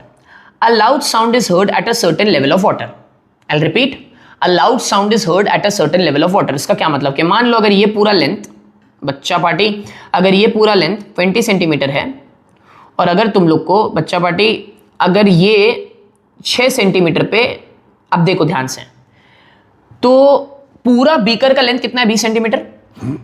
एयर कॉलम का लेंथ कितना है बताओ? एयर कॉलम का लेंथ कितना है? एयर कॉलम का लेंथ 6 सेंटीमीटर है। तो वाटर लेवल का हाइट क्या हुआ? 20 में से 6 ज्यादा कितना बचता है? 14। हाँ, तो वाटर कॉलम कितना है? वाटर कॉलम कितना है? 14 है, समझे? तो उन्होंने क्या बोला, eight a particular length of water column, but actually ये बोलना नहीं चाहिए, हमें हमेशा एयर कॉलम के लेंथ से मतलब होना चाहिए। So at a particular level of water column, या मैं बोलूँ loud sound is heard, right? अब ये समझा तुम्हें, लाउड साउंड इज हर्ड, यानी कि इस वाले लेंथ ऑफ एयर कॉलम पे तुमको क्या मिला? रेजोनेंस मिला। क्या मिला? रेजोनेंस। ओके, क्या मिला? रेजोनेंस। अब मैं तुम्हें क्या बोल रहा हूं कि मैंने क्या किया, यहां से नॉब ऑन कर दिया, बराबर। नॉब ऑन करने पे हुआ क्या? नॉब ऑन करने पे हुआ ये कि यहां पे जो पानी का लेवल था वो धीरे धीरे करके क्या हुआ? ड्रॉप होना शुरू हुआ, यानी कि वाटर लेवल नीचे जा रहा है, तो यानी कि एयर कॉलम का जो लेंथ है वो बढ़ रहा है, हाँ या ना? अब मुझे बताओ, अगर लेंथ ऑफ एयर कॉलम बढ़ेगा, लेंथ ऑफ एयर कॉलम बढ़ेगा तो फ्रीक्वेंसी चेंज होगा। अब ये भी तुम्हें मालूम है फ्रीक्वेंसी क्या होगा? कम होगा, हाँ या ना? Yes sir. फ्रीक्वेंसी क्या होगा? कम होगा। हाँ सर, फ्रीक्वेंसी कम होगा, बिकॉज आपने बोला था लेंथ ऑफ एयर कॉलम बढ़े, फ्रीक्वेंसी कम हो। तो अब जो है लाउड साउंड हर्ड नहीं हो रहा। क्या बोलता हूं मैं हिंदी इंग्लिश, लाउड साउंड नहीं सुनाई दे रहा। कब सुनाई दे रहा था सबसे पहले सर? जब लेंथ ऑफ एयर कॉलम क्या था? 6 centimetre sir. Length of air column में बात करेंगे, लेंथ ऑफ एयर कॉलम क्या था? 6 सेंटीमीटर, तब एक लाउड साउंड आया। इसका मतलब इस बीकर, या मैं बोलूं इस एयर कॉलम का जो नेचुरल फ्रीक्वेंसी था वो भी 250 हर्ट्ज है, आपके ट्यूनिंग फोक का फ्रीक्वेंसी जो है वो भी 250 हर्ट्ज है, यानी कि रेजोनेंस सुनाई दिया। मैं बहुत टाइम इसीलिए ले रहा हूं बिकॉज ये क्लियर होना चाहिए। क्वेश्चन आता है, आज के बाद कोई एक्सक्यूज नहीं रहना चाहिए, सवाल नहीं बन रहा हमसे। रेजोनेंस क्यों आया? बिकॉज ट्यूनिंग फोक का जो फ्रीक्वेंसी है वो 250 हर्ट्ज है। 6 सेंटीमीटर के एयर कॉलम पे उस बीकर का, या मैं बोलूं उस एयर कॉलम का फ्रीक्वेंसी भी कितना था? 250 हर्ट्ज। तो क्या आया? रेजोनेंस, क्योंकि नेचुरल फ्रीक्वेंसी फोर्स फ्रीक्वेंसी से वाइब मैच हो गया, लाउड साउंड आया। अब क्या किया मैंने? नॉब ऑन किया। नॉब ऑन किया तो क्या हुआ? पानी का लेवल नीचे गया। अगर बच्चा पार्टी पानी का लेवल नीचे गया तो कितने बच्चे लोग को क्लियर हुआ? पानी का लेवल नीचे गया मतलब लेंथ ऑफ एयर कॉलम बढ़ा। हाँ सर, अगर लेंथ ऑफ एयर कॉलम बढ़ा, एक सेकंड बता देना। हाँ, अगर लेंथ ऑफ एयर कॉलम बढ़ा, लेंथ ऑफ एयर कॉलम बढ़ा मतलब फ्रीक्वेंसी कम होगी। अब अगर इस बीकर की फ्रीक्वेंसी मान लो 200 हर्ट्ज हो गई तो क्या रेजोनेंस होगा? नहीं, यानी कि लाउड साउंड आएगा? नहीं। तो देखो वही तो बोला है, अ loud sound is heard at a certain level of water, यानी कि मैं बोल रहा हूं at a certain level of air column which is 6 centimetre, when the frequency of the air column, यहां पे देखो, when the frequency of the air column is decreased by increasing the length of the air column, which is lowering the height of water level, at a certain level a loud sound is heard again. एक second, मैंने क्या किया, पहले तो 6 centimetre पे मैंने देखा कि लाउड साउंड हर्ड हो रहा है, यानी कि ट्यूनिंग फोक का जो फ्रीक्वेंसी है और वो जो एयर कॉलम का फ्रीक्वेंसी है वो 250 हर्ट्ज हो गया, लाउड साउंड आया। जैसे मैंने नॉब ऑन किया, पानी का लेवल नीचे हो रहा है, एयर कॉलम का लेंथ बढ़ रहा है, फ्रीक्वेंसी कम हो रही है, तो रेजोनेंस तो नहीं हो रहा, मतलब जो एम्पलीट्यूड है वो कम हो गया। लेकिन मैंने ये ऑब्जर्व किया कि जैसे ही मैं एक पर्टिकुलर लेंथ पे पहुंचा, सर क्या है वो पर्टिकुलर लेंथ, चलो बताते हैं आपको। वो पर्टिकुलर लेंथ है, एयर कॉलम की बात कर रहे हैं बेटा, बिकॉज टोटल तो कितना था, 20 था, टोटल कितना था, 20 था। Eight a particular length of air column, यानी कि 18 सेंटीमीटर। सर आपको कैसे पता चला 18 सेंटीमीटर? पहला रेजोनेंस कहां मिला था, 6 पे। मैं बोल रहा हूं दूसरा रेजोनेंस मिलेगा आपको 18 पे। मैं बोला ये क्या गोची है, आप कैसे डिसाइड कर सकते हो दूसरा 18 पे मिलेगा भाई रेजोनेंस? एक सेकेंड, मुझे खाली इतना बताना, 6 का कितना गुना होता है 18? आप बोलोगे 3 गुना। ओ, अब आई बात समझ में। याद करो जब मैं तुम्हें समझा रहा था कि जब आपका ऑर्गन पाइप ओपन होता है एट वन एंड, क्या ये वही वाला केस था, open at one and, bottle वाला केस यार, कि यहाँ पे पानी है, ऊपर हवा है और ये ओपन है एक जगह से और क्लोज है दूसरी जगह से। तो क्या मैंने तुम्हें बोला था उनकी जो फ्रीक्वेंसीज होती है वो 1:3:5 के रेशियो में होती है? यस, समझा। तो अगर पहला रेजोनेंस 6 सेंटीमीटर पे आ रहा है लेंथ ऑफ एयर कॉलम पे, तो दूसरा रेजोनेंस एग्जैक्टली उसके 3 टाइम्स लेंथ पर आया, यानी कि 6 3 कितना, 18। समझे? इसीलिए ये इंपॉर्टेंट था, नहीं तो मैं क्यों आपको इतना टाइम यहां पे खोटी करवाता। ये क्यों बोलता है याद करके रखो। अब समझा कि नहीं समझा? हाँ सर क्लियर हो रहा है, बिकॉज ये थ्योरी इतना दिमाग पे लगती है लेकिन बच्चों को समझती तब है जब इस तरीके से बताया जाए। तो loud sound is heard at a certain level of water, यानी कि certain level of air column. मैं वाटर के पर्सपेक्टिव से नहीं बोल रहा हूं, मैं एयर कॉलम के पर्सपेक्टिव से बोल रहा हूं, यानी कि 6 centimetre. When the frequency of the air column is decreased by increasing the length of air column, lowering the height of water level, at a certain level again a loud sound is heard. Again बोलना word important है, और वो certain level था 18 centimetre as per my conditions. This means the natural frequency of air column is equal to the frequency of the tuning fork. बराबर। On further lowering the level of water in tube A, the loud sound ceases. यानी कि अब अगर मैं और water level को कम कर रहा हूं तो अब वापस से लाउड साउंड जो है वो कम आ रहा है, क्योंकि रेजोनेंस सिर्फ स्पेसिफिक लेंथ्स पर ही आ रहा है। But when the length of air column in the tube becomes nearly 3 times the previous one, nearly 3 times the previous one, तो 6 सेंटीमीटर था, 6 का कितना हुआ, 3 गुना, 18, अ loud sound is heard again. क्या ये बात समझी? Yes sir. अगर तुम्हें ये क्लियर हुआ है तो हम फाइनली अब PYQs एंड CBQs कर सकते हैं। CBQs का मतलब competency based questions and PYQs का मतलब पास्ट ईयर क्वेश्चंस। चलिए शुरू करते हैं विदाउट वेस्टिंग योर टाइम। पहला question, in the diagram a vibrating tuning fork is kept near the mouth of a burette filled with water. In the given diagram, a vibrating tuning fork is kept near the mouth of the burette. Burette मतलब ये क्या, सब बता सकते हैं मुझे ये कौन सा केस है, ओपन एट वन एंड या ओपन एट बोथ एंड्स? आप बोलोगे ओपन एट वन एंड बेटा, ये क्लोज है बेटा, ये वाला पानी निकल, एयर नहीं है ना यहाँ पे, पानी निकल रहा है यहाँ से, तो ये खाली हवा का इतना वाला सेक्शन है। The length of the air column is adjusted by opening the tap of the burette at a length of 5 centimetre. Sir important information आया, मार्क करो, बिकॉज आपसे जो पढ़ते हुए आ रहा है स्टार्टिंग से उन्हें मालूम है, इन्फॉर्मेशन मार्क करते हुए चलते हैं। Then a loud sound is heard. भाई ये उनके लिए जिनको मैंने बोला था कि भाई मेरा अगर कुछ नहीं समझा, मैं तो ये अज्यूम करके चलता हूं मैंने जो पढ़ा है आपको कुछ नहीं समझा, फिर मैं और बेसिक तरीके से समझाने की कोशिश करता हूं। अ लाउड साउंड इज हर्ड, जैसे ही लाउड साउंड आया, पहला क्वेश्चन क्या पूछा है, और तुम्हें अगर यकीन ना हो रहा हो 2024 या 2025 का पेपर चेक करो बोर्ड का, ये वहां का क्वेश्चन है, समझे, इतना इंपॉर्टेंट है। तो क्या बोला है, name the phenomena illustrated bye above experiment. तो क्या लिखोगे, name the phenomena illustrated bye above experiment. So the phenomena is resonance. क्या है फिनोमेना? रेजोनेंस। नेक्स्ट क्वेश्चन की तरफ आते हैं। उन्होंने बोला है why is a loud sound heard at this particular length. Okay, बताओ why is the loud sound heard at this particular length. Basically तुमसे पूछ रहा है what is the condition for resonance. तो हम बोलेंगे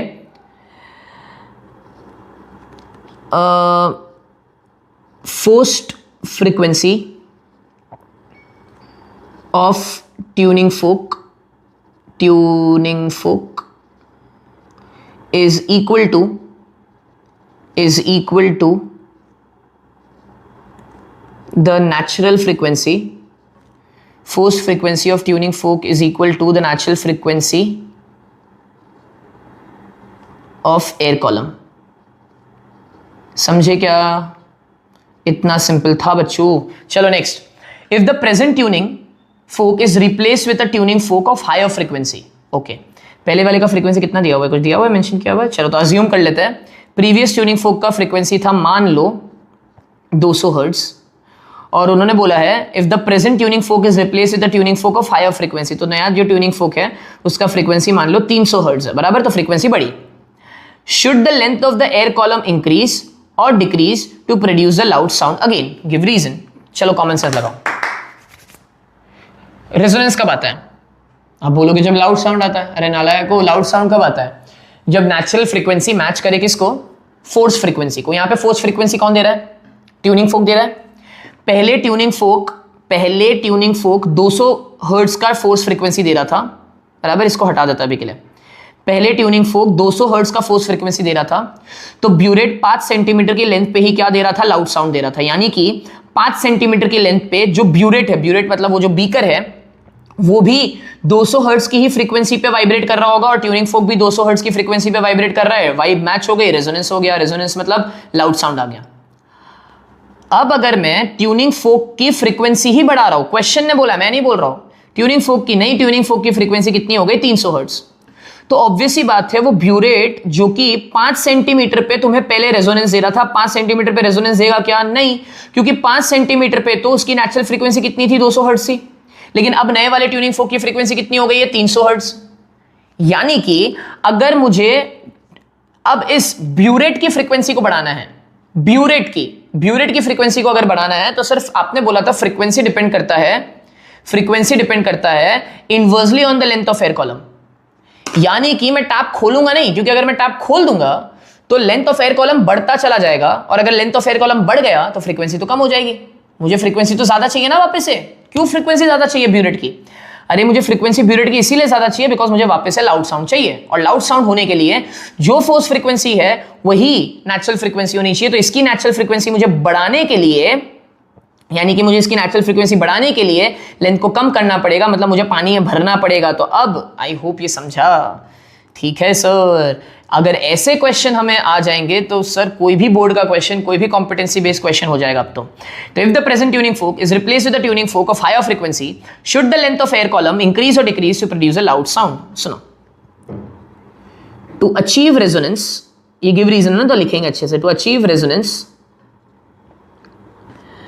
फ्रीक्वेंसी ऑफ फोर्स्ड वाइब्रेशन, या मैं बोलूं frequency of tuning fork must be equal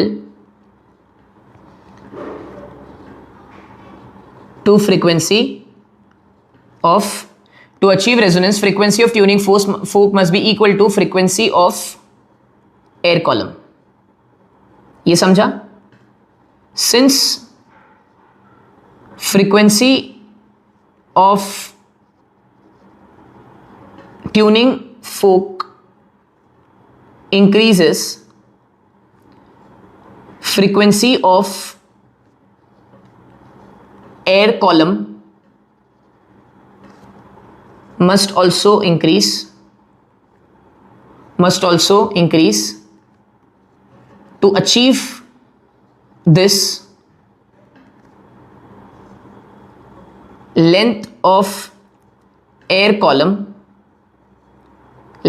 column must decrease. समझे? Because frequency is inversely dependent on the length of air column. Yes sir, हो गया. चलो नेक्स्ट क्वेश्चन की तरफ आते हैं. Two pendulums C and D are suspended from wire. Okay sir. Pendulum C is made to oscillate by displacing it from its mean position. मतलब मैं pendulum C को लिया और हल्का सा स्टार्ट में फोर्स दे दिया कि वो वाइब्रेट करना शुरू कर जाए. It is seen that D also starts oscillating. बड़ा ऑब्वियस था, D भी ऑसिलेट करेगा ही करेगा. अब पहला क्वेश्चन पूछा है, name the type of oscillation that C will execute. तो हम बोलेंगे सी विल एग्जीक्यूट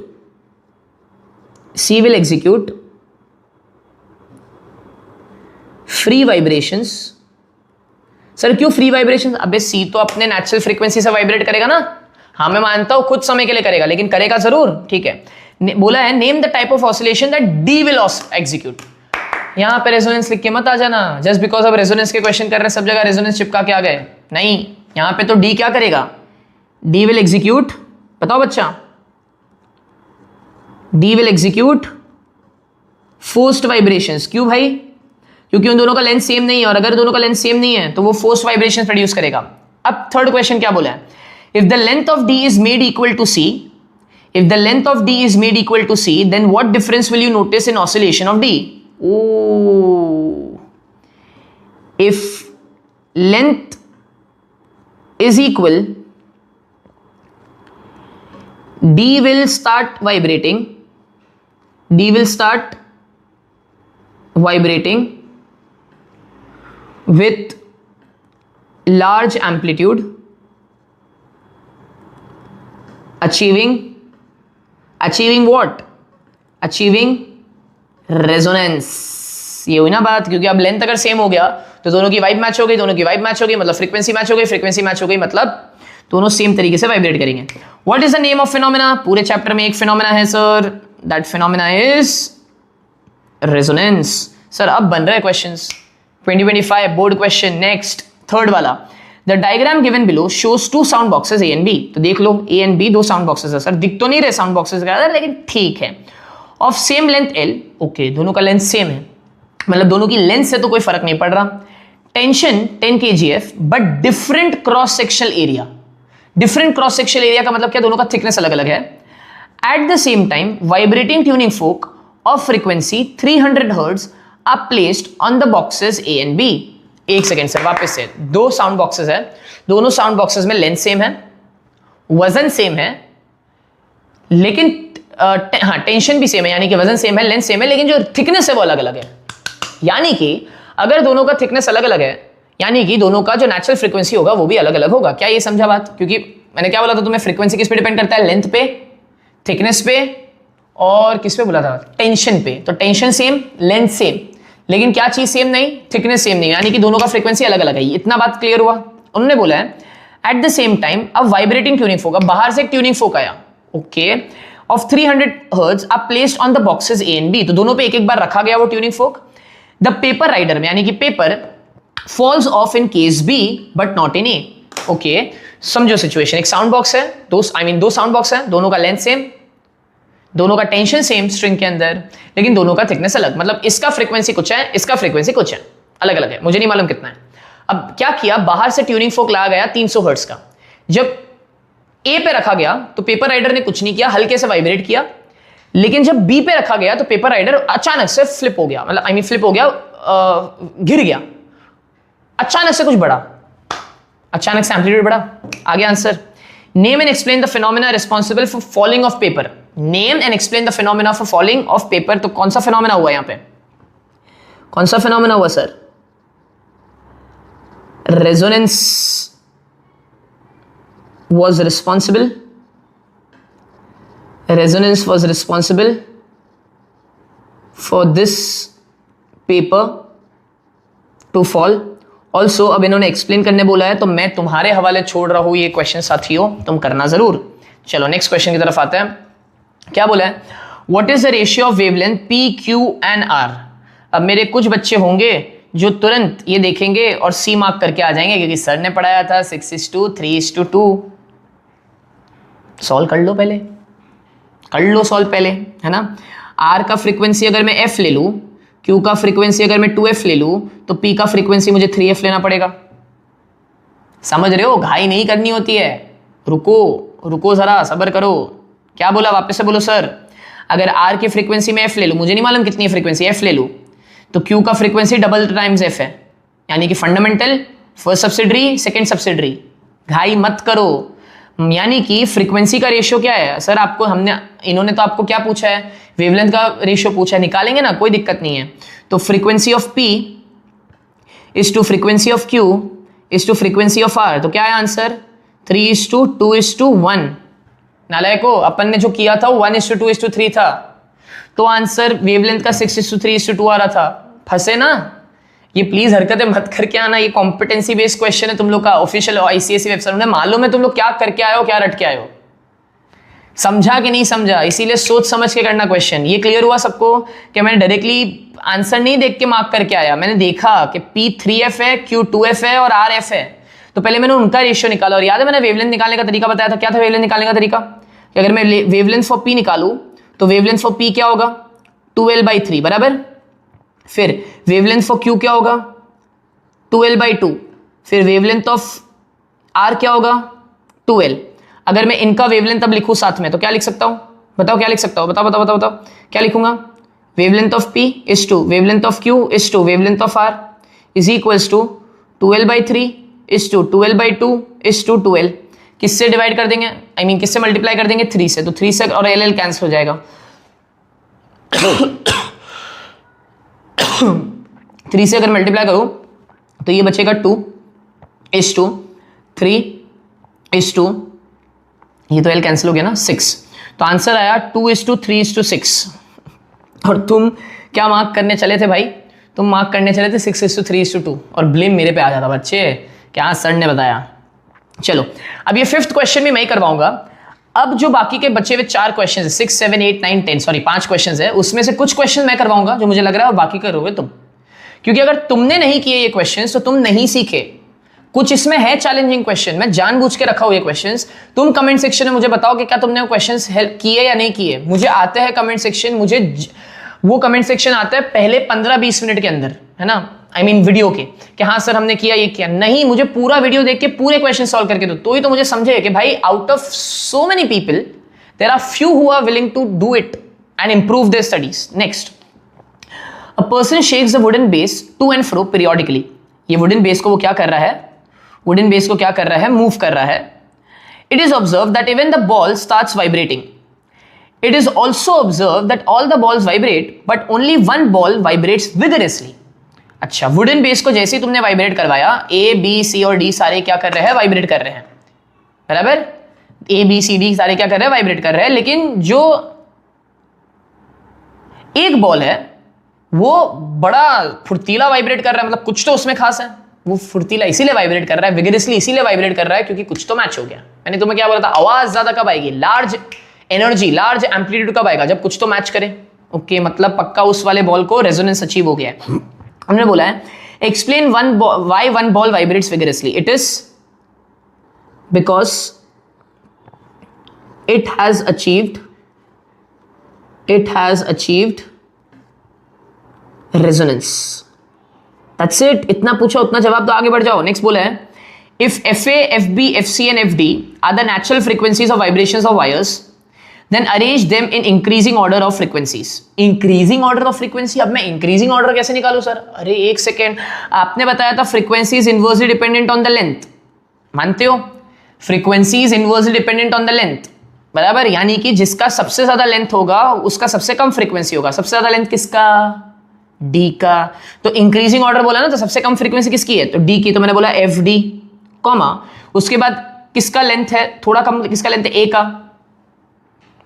बराबर। तब कौन आएगा? FA, फिर कौन आएगा? FC, फिर कौन आएगा? FB। हो गया खत्म। समझा कि नहीं समझा? इजी था ये भाई। अगर मैं यहाँ पे ये भी सिंबल लगा दूं तो मैं अगर इससे खुशी मिले तो ये लो, ये लो भाई। चलो नेक्स्ट क्वेश्चन की तरफ बढ़ते हैं। ये तुम करोगे, क्वेश्चन 6 तुम करोगे, कॉम्पिटेंसी बेस्ड क्वेश्चन है। इसका सोल्यूशन अगर तुम्हें चाहिए तो वो ऑफिशियल वेबसाइट पे दिया हुआ है, मैं इसीलिए पहले, लेकिन पहले सॉल्व करना भाई। डायरेक्ट सोल्यूशन देखोगे कुछ मिलेगा क्या? काम नहीं, ठीक है। ये वाला मैं करवा देता हूँ। When filling a bottle with water the pitch of the sound changes. ये मैंने बनाया है, ठीक है। When filling a bottle with water, when filling a bottle with water the pitch of the sound changes. Sir pitch, अब कुछ बच्चे मुझे बोलेंगे पिच, अरे सर पिच का लेना देना है फ्रीक्वेंसी से। ये चलो मैंने हिंट दे दिया, ये पार्ट C का है, लेकिन बेटा ये 9th में भी पढ़ाया था, लेकिन मैं अज्यूम करके चलता हूँ 10th वालों के साथ कि भाई तुमने 9th नहीं पढ़ा फिर भी तुम आराम से 10th कर लोगे, ठीक है। तो पिच का मतलब फ्रीक्वेंसी से लेना देना है। As the water level rises, क्या बोला है? As the water level rises does the pitch get higher और लोअर। ओके, ये इवेंचुअली इतना है, समझो। मैं पानी की बोतल को भर रहा हूं तो वाटर लेवल क्या हो रहा है? राइज हो रहा है, हाँ या ना? वाटर लेवल क्या हो रहा है? राइज हो रहा है। अगर वाटर लेवल राइज हो रहा है तो कितनों को समझा? एयर कॉलम कम हो रहा है, और अगर एयर कॉलम कम हो रहा है तो फ्रीक्वेंसी बढ़ेगी या कम होगी? कम होगी सर। अबे नालायक को बढ़ेगी, बराबर। So as the water level rises does the pitch get higher और लोअर? पिच मतलब frequency, pitch becomes higher since, अच्छा आगे उन्होंने वैसे रीजन पूछा है, how does the length of the vibrating medium change? Pitch becomes higher, चलो लिख देते ना, since length of air column decreases. ठीक है, नेक्स्ट क्या बोला है, how does the length of this vibrating medium change? कैसे चेंज हो रहा है? इनवर्सली चेंज हो रहा है, वही वाला पूछा है। ठीक है, ये वाला सोचो, ये वाला मैं खाली क्वेश्चन रीड करके एक्सप्लेन करूंगा, आंसर्स तुम खुद इसको कमेंट सेक्शन में लिखोगे या फिर मुझे डीएम करो। लर्न विद यूसुफ चैनल जो यूट्यूब का नाम है वही इंस्टा का नाम है, लर्न विद यूसुफ पे डीएम करो या फिर कमेंट सेक्शन में बताओ। A car's dashboard rattles loudly, a car's dashboard rattles loudly, okay sir, then but only at a specific speed, name the principle used, which principle is used, comment section में लिखो। State the condition for this principle, comment section में लिखो। अभी एक ही तो principal है और एक ही फिनोमेना है। नेक्स्ट बोला है, the diagram shows the displacement time graph of a vibrating body, name the kind of vibrations. ऐसे वाइब्रेशंस को हम क्या बोलते थे? तीन तरह के वाइब्रेशंस हैं, natural vibrations, damped vibrations, forced vibrations. Sir ऐसे वाइब्रेशंस को हम बोलते थे damped vibrations sir. These type of vibrations are known as damped vibrations. Give one example of such vibration. आराम से कोई भी example तुम्हारे आसपास दे दो। Spring vibrating, then stem of a tree vibrating. Why is the amplitude vibrations gradually decreasing? It is because of the presence of which force? Resistive forces. Why is the amplitude? बताओ यार, why is the amplitude of the vibration gradually decreasing? It is because of the presence of external forces or resistive forces. What happens to the vibration of the body after some time? It gradually decreases and becomes zero. तुम्हें भी अच्छे से मालूम है, इतनी easy चीज है कि तुम खुद से कर सकते हो। And comes the final question, जो कि मेरा मन तो है तुम्हें कराने का, लेकिन मैं नहीं करा रहा हूं। तुम्हें चाहिए मैं इसका अलग से एक वीडियो बना दूंगा भाई, लेकिन ये करना तो तुम्हें है। मैं चलो एक्सप्लेन कर दूं, करोगे तुम कोशिश? ABCD represent the test tubes each of height 20 centimetre. तो सारे के सारे हाइट कितना है? 20 सेंटीमीटर है। Which are filled with water up to height of 12, 14, 16 and 18। चलो मैं इतना भी हेल्प कर दूं तुम्हें। तो क्या है ये? 14, क्या है ये बेटा? 16, नहीं सॉरी ये 12, आई एम सो सॉरी 12। ये क्या है? 14, ये क्या है? 16 और ये क्या है? 18। लेकिन तुम्हें अच्छे से मालूम है हमें वाटर कॉलम की लेंथ से ज्यादा एयर कॉलम की लेंथ में इंटरेस्ट रहता है। तो चलो लेंथ ऑफ एयर कॉलम लिख देते हैं, ज्यादा इंपॉर्टेंट वो है। तो लेंथ ऑफ एयर कॉलम पहले वाले का कितना हो गया? 8, दूसरे वाले का कितना हो गया? 6, तीसरे वाले का कितना हो गया? 4। समझे बच्चे? ये चलो हेल्प कर रहा हूं मैं। और इसका कितना हो गया? 2। ठीक है, तो 4, 2, 6 और 8, बराबर। पहला उन्होंने बोला है, सुनना ध्यान से, सुनो सुनो सुनो। If a vibrating tuning fork, अब बाहर से एक ट्यूनिंग फोक लाया गया, is placed over the mouth of test tube D. Okay, D पे रखा गया। बच्चा पार्टी कहां रखा गया? डी पे रखा गया, यहां पे। अ लाउड साउंड इज हर्ड। भाई माइक ड्रॉप हो गया ये क्वेश्चन। तो लाउड साउंड इज हर्ड मतलब डी ने क्या अचीव किया? क्या अचीव किया डी ने? रेजोनेंस अचीव किया सर। क्या किया डी ने अचीव? रेजोनेंस। चलो मैं बोल रहा था मैं क्वेश्चन नहीं कराऊंगा, लेकिन मैंने ऑलमोस्ट क्वेश्चन करवा दिया है। मैं तुम्हें एक सिचुएशन देता हूं, बाकी के क्वेश्चन तुम रीड करना, तुम्हें आ जाएंगे। तो ABCD represent the test tube each of height 20 centimeter which are filled with water up to height 12, 14, 16 and 18 respectively. If a vibrating tuning fork is placed over the mouth of test tube D, जिसका air column का length है 2 centimeter, a loud sound is heard. अगर loud sound D पे सुनाई दे रहा है मतलब इसने resonance अचीव किया। यानी कि ABC जो है वो हो सकता है फोर्स्ड वाइब्रेशन में हो भी सकता है रेजोनेंस में हो। सर आप ऐसे कैसे बोल सकते हो रेजोनेंस में हो? याद करो मैंने अभी तुम्हें पिछले क्वेश्चन में बताया था, अगर ओपन एट वन एंड है तो यानी कि अगर उसका पहला फ्रीक्वेंसी 2 सेंटीमीटर पे आ रहा है अगर रेजोनेंस का, तो दूसरा कहां आएगा? 2 का डबल क्या, 2 का ट्रिपल क्या होता है? 2 3 6। तो यानी कि रेजोनेंस बी पर भी आएगा। तो क्या रेजोनेंस सी और ए पर नहीं आएगा? नहीं। ये अब क्वेश्चन देखो कितने इजीली हो रहे हैं। क्यों? क्योंकि तुमने एक फंडामेंटल आइडिया क्लियर कर लिया कि रेजोनेंस तुम्हें गैप्स में मिलता है। तो अगर पहला रेजोनेंस अगर तुम्हें इस फ्रीक्वेंसी पे मिला 2 सेंटीमीटर के लेंथ ऑफ एयर कॉलम पे मिला, तो दूसरा मिलेगा 6 पे, क्योंकि 3 गुना है। तीसरा कहां मिलेगा 1:3:5, मतलब 2 5 10, लेकिन 10 तो ऐसा है ही नहीं। मैंने क्वेश्चन ऑलरेडी तुम्हें समझा दिया, ये क्वेश्चन तुम रीड करना, तुमसे खुद बन जाएंगे। So if you have understood this, so please do share this video to someone who has generally not started studying and तुम्हें लगता है कि मेरा पढ़ाया हुआ उसे समझ में आ जाएगा। ऑल्सो अगर तुम्हें क्वेश्चंस अच्छे लगे हो तो मैंने तुम्हारे लिए MCQ बुक रेडी किया है, जिसमें 100+ कॉम्पिटेंसी बेस्ड MCQs है, जो कि बहुत ज़्यादा हेल्प करेगा आप लोग को आपके प्रिपरेशन में। ये PDF बिल्कुल फ्री है। आप लिंक क्लिक करो नीचे डिस्क्रिप्शन में, आपको ये PDF का एक्सेस मिल जाएगा। डाउनलोड करो, सॉल्व करो और मुझे बताओ अगर कोई चीज़ नहीं समझी है। Also if you loved the way I have presented this questions, कुछ क्वेश्चंस मेरे थे, कुछ क्वेश्चंस ICSE के ऑफिशियल वेबसाइट से थे। मैंने एक बुक प्रिपेयर किया है which is ICSE competency play book, है ना, that is right now on Kindle। मुझे बहुत सारे रिक्वेस्ट ऑलरेडी आ चुके थे बच्चों के कि सर Kindle हम यूज़ नहीं करते, आपने क्या सोच के Kindle पे डाल दिया। मुझे समझ में आ गया, मेरी मिस्टेक हो गई। पेपर बैग, जब तक ये वीडियो आउट होगा मैं श्योर हूँ कि पेपर बैग मेरे हाथ में होगा, और पेपर बैग को आप कैसे ले सकते हो मैं मेरे Instagram पे और मेरे YouTube कम्युनिटी पे डेफिनेटली पोस्ट करूंगा। अगर आपको जेन्युइनली ये बाय करना है, if this you think that if I have provided some value in your life and this will also provide some value, you can definitely check this out. ये सारे questions है जो कि मैंने खुद बनाए हैं, और कुछ ऐसा दिखता है उसका कवर पेज, एकदम जेंजी वाला है। ठीक है, thank you so much. Let's meet let's meet you in the third part, where we will discuss amplitude, which is loudness, pitch, which is frequency, and timbre, which is the quality of sound.